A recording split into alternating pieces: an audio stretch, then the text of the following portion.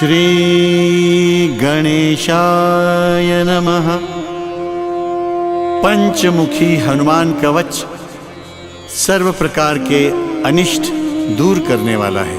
इसके नियमित पाठ से सभी प्रकार के रोग और कष्ट दूर होते हैं।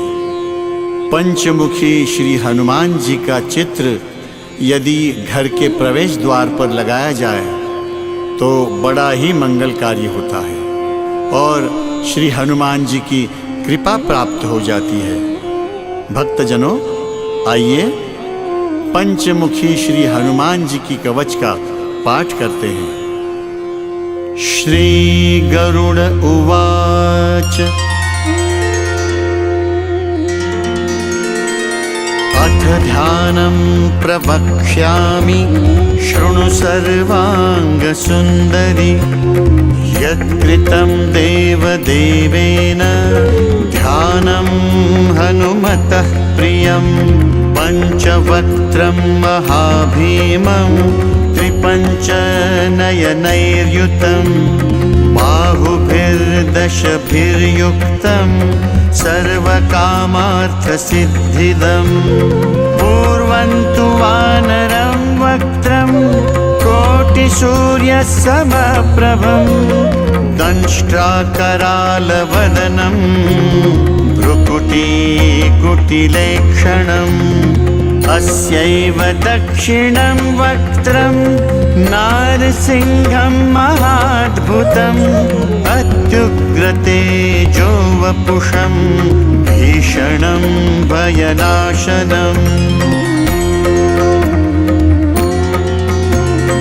पश्चिमं गारुडं वक्त्रं वक्रतुण्डं महाबलं। सर्वनागप्रशमनं विषभूतादिकृन्तनम्।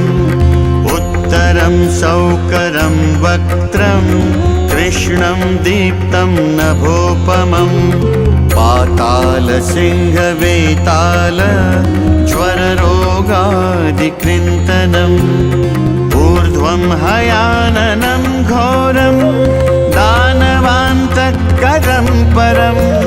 येन वक्त्रेण विप्रेन्द्र तारकाख्यं महासुरम्। जघान शरणं तत्स्यात् सर्वशत्रुहरं परं। ध्यात्वा पञ्चमुखं रुद्रं हनुमन्तं दयानिधिम्। खड्गं त्रिशूलं खट्वाङ्गं पाशमङ्कुशपर्वतं। मुष्टिं कौमोदकीं वृक्षं धारयन्तं कमण्डलुं। भिन्दिपालं ज्ञानमुद्रां दशभिर्मुनिपुङ्गवम्।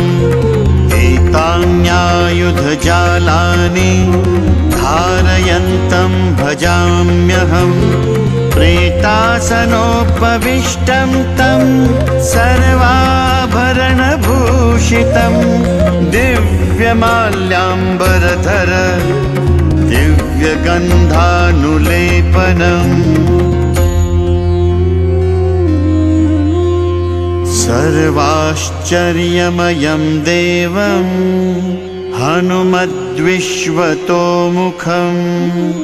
पञ्चास्यमच्युतमनेकविचित्रवर्णवक्त्रम्। शशाङ्कशिखरं कपिराजवर्यम्। पीताम्बरादिमुकुटैरूपशोभिताङ्गम्। पिङ्गाक्षमाद्यमनिशं मनसा स्मरामि।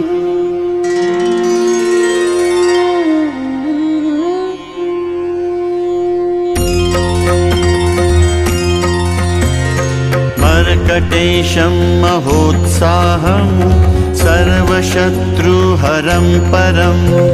शत्रुसंहार मां रक्ष श्रीमन्नापदमुद्धर ॐ हरिमर्कटमर्कटमन्त्रमिदं परिलिख्यति लिख्यति वामतले यदि नश्यति नश्यति शत्रुकुलं यदि मुञ्चति मुञ्चति वामलता इदं कवचं पठित्वा तु महाकवचं पठेन्नरः एकवारं जपेत् स्तोत्रं सर्वशत्रुनिवारणं द्विवारं तु पठेन्नित्यं पुत्रपौत्रप्रवर्धनं त्रिवारं च पठेन्नित्यं सर्वसम्पत्करं शुभम्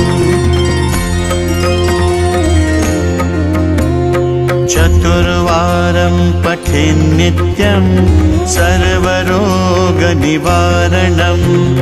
पञ्चवारं पठेन्नित्यं सर्वलोकवशङ्करं षड्वारं च पठेन्नित्यं सर्वदेववशङ्करं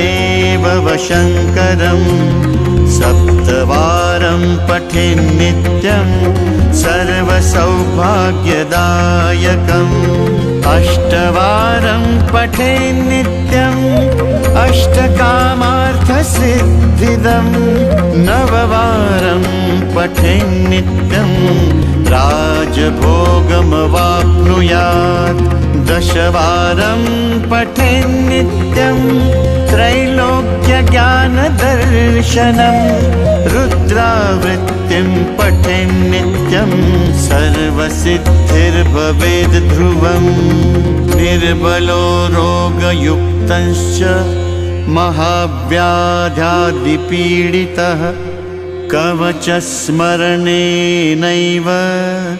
महाबलं वाप्नुयात् इति श्रीसुदर्शनसंहितायां श्रीरामचन्द्रसीता प्रोक्तं श्रीपञ्चमुखहनुमत्कवचं सम्पूर्णम्। ॐ श्री हनुमतये नमः।